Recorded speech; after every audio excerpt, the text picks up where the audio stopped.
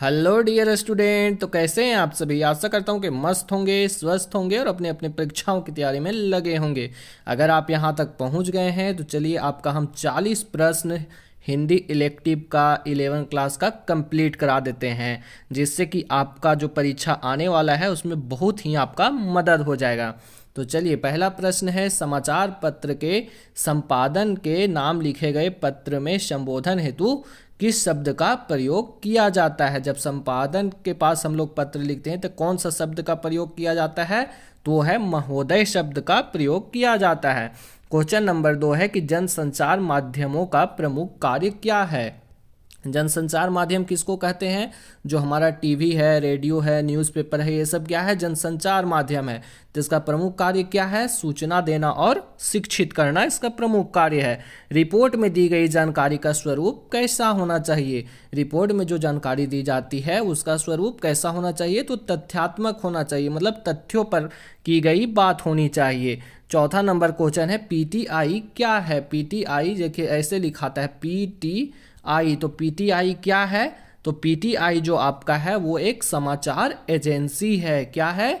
समाचार एजेंसी है। चलिए, पांचवा नंबर क्वेश्चन देखते हैं कि पत्रकारिता के विकास में कौन सा मूल भाव सक्रिय रहता है? जब पत्रकारिता का विकास होता है तो उसमें कौन सा मूल भाव सक्रिय रहता है? तो उसमें आपका जिज्ञासा का मूल भाव सक्रिय रहता है। जब तक जिज्ञासा नहीं होगा तब तक पत्रकारिता नहीं होगी। सिनेमा और रंगमंच की तरह रेडियो एक दृश्य माध्यम नहीं है। देखिए, सिनेमा और रंगमंच जो है सो हम लोग आंख से देखते हैं, लेकिन रेडियो क्या है कि रेडियो से हम सिर्फ सुन सकते हैं, इसमें देख नहीं सकते हैं। तो ये कैसा है? तो ये श्रव्य माध्यम है, ये दृश्य माध्यम नहीं है। साप्ताहिक पत्रिका सप्ताह में कितनी बार प्रकाशित होती है? ये जो साप्ताहिक पत्रिका होती है सप्ताह में कितनी बार प्रकाशित होती है?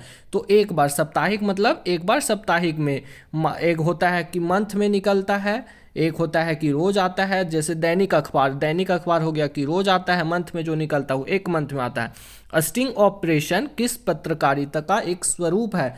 स्टिंग ऑपरेशन जो कहते हैं वो पत्रकारिता का कौन सा स्वरूप है? तो वो है खोज परख पत्रकारिता। नौवां नंबर क्वेश्चन देखिए। नौवां नंबर क्वेश्चन देखने से पहले चलिए, यहाँ कुछ पद दिया गया है कि शहरी बनियों सा वह भी उठ, क्यों बन जाता नहीं महाजन, रोक दिए हैं किसने उसकी जीवन उन्नति के सब साधन, यह क्या संभव नहीं व्यवस्था में जबकि कुछ हो परिवर्तन। ये जो कविता दी गई है, ये जो लाइन दिया गया है वो किस चैप्टर से लिया गया है? प्रस्तुत कविता किस पाठ से ली गई है? तो आपको बताना है ये। तो ये संध्या के बाद पाठ से ली गई है। चलिए नेक्स्ट क्वेश्चन देखते हैं। प्रस्तुत कविता में कैसी व्यवस्था की स्थापना पर बल दिया गया है? कैसी व्यवस्था की स्थापना पर बल दिया गया है? तो वो साम्यवादी व्यवस्था के स्थापना पर बल दिया गया है। देखिए, निरंकुश मतलब क्या होता है कि जिसमें कोई भी अंकुश ना हो, राजा को जो मन में आ रहा है वो करेगा। राजतांत्रिक मतलब होता है कि राजा के अनुसार। साम्राज्यवादी मतलब होता है साम्राज्य, मतलब इसमें है सो सिर्फ साम्राज्य को बढ़ाने का कल्पना किया जाता है। चलिए क्वेश्चन नंबर 10 देखिए कि शहरी बनियों के समान किसके महाजन बन जाने की कल्पना की गई है? जिस तरह शहरी बनिया होता है उसको किसके जैसा महाजन बन जाने की कल्पना की गई है इस कविता में? तो गांव के दुकानदारों को। तो चलिए नेक्स्ट क्वेश्चन देखते हैं। 12 नंबर क्वेश्चन, नींद उचट जाती है किसकी रचना है? आपको बताना है कि नींद उचट जाती है किसकी रचना है? तो ये आपका नरेंद्र शर्मा की रचना है। चलिए क्वेश्चन नंबर 13 देखते हैं कि कवि नरेंद्र शर्मा ने भीतर के दुस्वप्नों से भयावह किसे माना है? जो कवि नरेंद्र शर्मा है वो भीतर के जो दुस्वप्न है, मतलब जो गलत खराब स्वप्न है, उससे भी भयानक किसे माना है? तो बाहर में जो अंधकार व्याप्त है उसको माना है।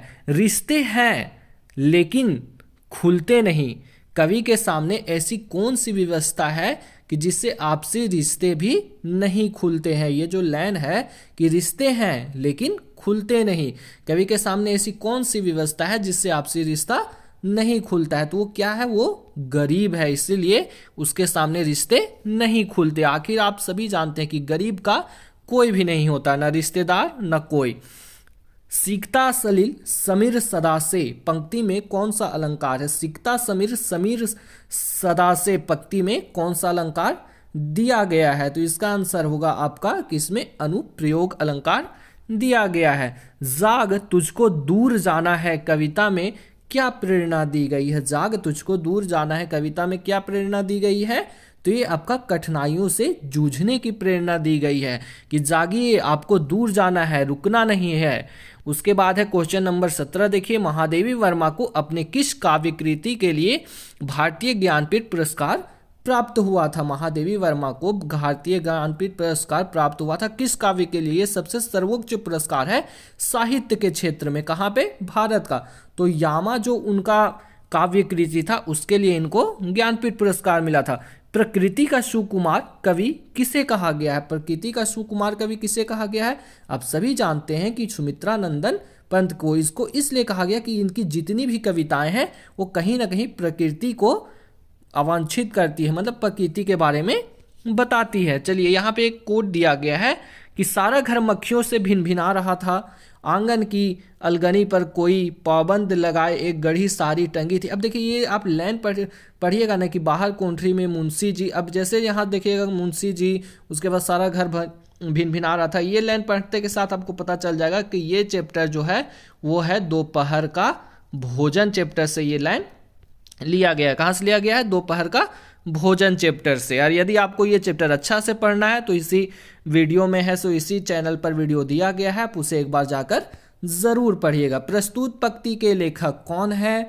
आप सभी बताइए, प्रस्तुत पंक्ति के लेखक कौन है? तो इसके लेखक हैं अमरकांत। चैप्टर का क्या नाम है? दोपहर का भोजन।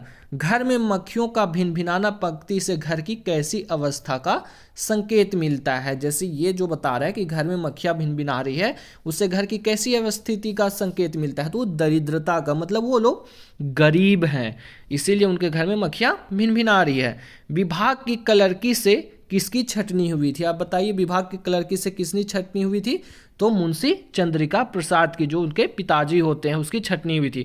ज्योतिबा फूले ने किस प्रकार की मानसिकता पर प्रहार किया? ये कौन सा चैप्टर का है? ज्योतिबा फूले चैप्टर का। और इसको लिखा है किसने? वाल्मीकि जी ने लिखा है। किस प्रकार की मानसिकता पर प्रभाव करता है? तो रूढ़िवादी मानसिकता पर प्रभाव करता है। रूढ़िवादी मानसिकता मतलब होता है पुराने ख्यालों वाले, पुराने ख्याल, जैसे कि महिला को पढ़ने नहीं देना, अस्पृश्यता, छुआछूत, जो निचली जाति के हैं उनको कुछ नहीं करने देना, ऐसा रूढ़िवादी मानसिकता पर प्रहार किया है।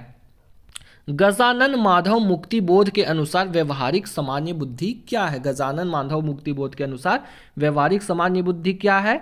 तो वह सामान्य बुद्धि कहता है कि अपनी बुद्धि और विवेक से लोगों को प्रसन्न करना। ऐसा नहीं है कि उनको निराश करना है, ना ही उनको परास्त करना है, ना ही उनको लूटना है। तो क्या करना है? उनको प्रसन्न करना है अपना दिमाग का यूज करके। जसदेव की पिटाई के बाद मजदूरों का समूचा दिन कैसा बीता? जसदेव ये कौन सा चैप्टर है? तो ये आपका कौन सा चैप्टर है? याद कीजिए। तो ये आपका जो चैप्टर है वो है खाना बदोश। कौन सा चैप्टर है? खाना बदोश का। इसमें है सो जसदेव एक छोटा सा ब्राह्मण लड़का रहता है, तो क्या हुआ वहाँ पर मजदूरों का कैसा, मतलब पिटाई के बाद कैसा अनुभव होता है? तो वो भय और दसहत में रहते हैं, भय और दसहत में रहते हैं। चलिए, उसकी माँ कहानी के लेखक कौन है? उसकी माँ जो कहानी, उसके लेखक कौन है? तो पांडे बेचन शर्मा उग्र हैं। कौन है लेखक? पांडे बेचन शर्मा उग्र हैं। अभिधार्थ एक होते हुए विध्यानार्थ और व्यंग्यानार्थ अलग अलग हो जाते हैं। प्रस्तुत पंक्ति किस पाठ से ली गई है? ये जो पंक्ति है वो किस पाठ से ली गई है? तो ये आपका जो पाठ है वो है नए की जन्म कुंडली। इस पाठ से इस लाइन को लिया गया है। हंस पत्रिका का प्रकाशन किसने किया था? बताइए आप, हंस पत्रिका का प्रकाशन किसने किया था? तो आपका मुंशी प्रेमचंद ने किया था। कब किया था? तो 1930 ईस्वी में किया था। कब किया था? 1930 में। अंधेरी नगरी नाटक की रचना किसने की थी? बताइए, अंधेरी नगरी नाटक की रचना किसने की थी? तो ये भारतेंदु हरिश्चंद्र ने की थी। इनकी नाटकें बहुत ही लोकप्रिय होती है। अंडे के छिलके पाठ में बिना अंडे का क्या बना रही है? अंडे का छिलका जो पाठ है उसमें बिना अंडे का क्या बन रहा है? तो अंडे का हलवा बन रहा है। चलिए 29 के हो गया। 30 नंबर क्वेश्चन देखते हैं। शरद चंद्र लिखित उपन्यास का नाम बताएं। शरद चंद्र द्वारा लिखित कौन सा उपन्यास है, उसका नाम बताना है। तो वो है श्रीकांत। ठीक है। क्वेश्चन नंबर 31 देखिए। आवारा मसीहा में लेखक ने शरद चंद्र की तुलना किससे की है? आवारा मसीहा में लेखक ने शरद चंद्र की तुलना किससे की है? तो रॉबिन हुड से की है। रॉबिन हुड कौन होता है? कि जो अमीरों का पैसा लूटता है और गरीबों में बांटता है। उसके बाद है 32 नंबर क्वेश्चन कि किसकी मृत्यु के बाद मकबूल घर में गुमसुम सा रहता था। ये जो मकबूल है हमारे कहानी का मेन कैरेक्टर, वो है से किसकी मृत्यु के बाद है सो गुमसुम रहता था, मतलब थोड़ा उदास रहता था, तो अपनी दादा के मृत्यु के बाद गुमसुम रहता था। अंडे के छिलके पाठ के आरंभ में अम्मा की कैसी तस्वीर उभरती है, तो वो कैसी तस्वीर उभरती है, तो वो है आपका परंपरावादी स्त्री की तस्वीर उभरती है। चलिए अब नेक्स्ट क्वेश्चन देखते हैं 34।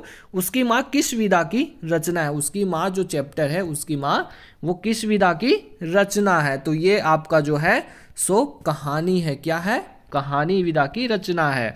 वैदिक हिंसा हिंसा न भवती नाटक के रचयिता कौन है। वैदिकी हिंसा हिंसा न भवती नाटक के रचनाकार कौन है, ये आपको बताना है। तो इसके रचनाकार हैं आपके भारतेंदु हरिश्चंद्र के। भारतेंदु हरिश्चंद्र ना बहुत सारा नाटक लिखे हैं, ये नाटकों में एकदम मुख्यतः एकदम नाटक ही लिखते थे और ये बहुत ही प्रमुख हैं। उसके बाद भारतेंदु हरिश्चंद्र का भारतीयों की तुलना किससे की गई है। भारतेंदु का हरिश्चंद्र ने भारतीयों की तुलना किससे की गई है, तो वो रेल के इंजन से इसने भारतीयों की तुलना की है। 37 नंबर क्वेश्चन देखिए, मुक्ति बोध का पूरा नाम क्या है। ये जो मुक्ति बोध है उसका पूरा नाम क्या है, तो इसका पूरा नाम है आपका गजानन गाधव। क्या नाम है, गजानन गाधव। शरद चंद्र का संबंध किस भाषा के साहित्य से है। जो शरद चंद्र जो लेखक है उसका संबंध किस भाषा के साहित्य से है, तो वो बांग्ला भाषा के लेखक से, साहित्य से इनका मतलब जो है सो बिलोंग करते हैं। खाना बदोश कहानी में महेश को किसकी लत लग गई थी। खाना बदोश कहानी है उसमें महेश को किसकी लत लग गई थी, तो शराब की लत लग गई थी। और ये जो महेश है उसकी पत्नी का क्या नाम था। ये जो महेश है उसकी पत्नी का क्या नाम था, बताइए आप लोग। तो इसकी पत्नी का नाम सिकनी था। क्या नाम था, सिकनी था। चलिए आगे हम लोग बढ़ते हैं। लास्ट क्वेश्चन है, दोपहर का भोजन कहानी की मुख्य पात्र सिद्धेश्वरी के छोटे लड़के का क्या नाम है। जो सबसे छोटा लड़का रहता है उसका क्या नाम है, तो उसका नाम प्रमोद है। मंझले का क्या नाम है, मोहन नाम है। तो चलिए बहुत बहुत धन्यवाद, आप यहाँ तक जुड़े, इसको है सो शेयर कर दीजिएगा अपने दोस्तों के साथ और आप इस चैनल पर लगे रहिए। 12th में भी आपका बहुत ही ज़्यादा हम मदद करेंगे, इतना आप मान के चलिए। चलिए बहुत बहुत धन्यवाद, आपका दिन शुभ हो।